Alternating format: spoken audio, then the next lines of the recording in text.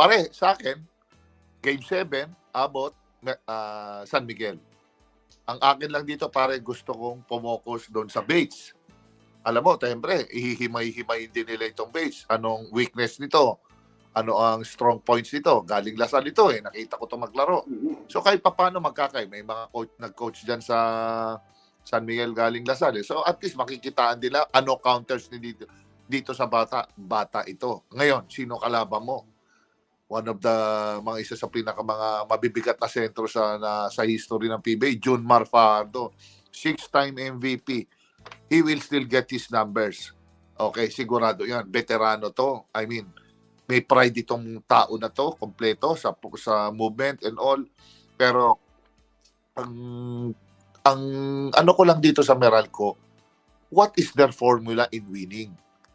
Iyon ba yung formula? Yung ba yung formula nung araw na na-out sila sa playoffs? Kasi kung yun at yun din ang gagawin mo, at sabi nga nila, mag-expect ka ng resulta na iba, hindi mangyayari yun. Dapat meron kang hugot-bunot para mabulaga mo yung San Miguel. Kasi kung yun ang dapat na atake mo sa San Miguel, alam na ng buong Pilipinas, kaninong bola, Junmar, pagdikdikan. Tapos merong 4-guard attack yan. 3 guards na lahat ng pinakamatitinding guards nasa San Miguel. Ito, binebrate ako. May panapat ba sila dyan?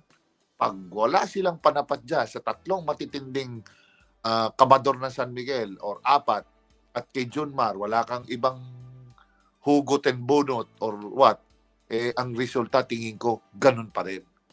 In regards dito sa Meralco, they've been there, playoffs, been there, done that sila dyan sa sitwasyon na yan.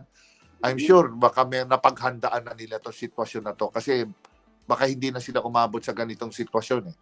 Since ito yung Meralco na to, pag ito nadali rin nila, nako, mag-iisip na rin ng Meralco kung talagang kailangan bang i-overhaul yung team.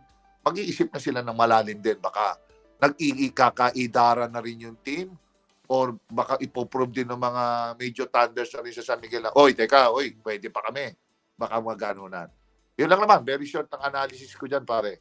Pero yung Meralco, hindi mo matatanggal yan dahil Coach Norman, it's an MVP group, meron din resources yan, laban din yan. Pero, it's the formula that will set apart, that will make a difference dito sa series nila. Kaya good luck sa kanilang dalawa.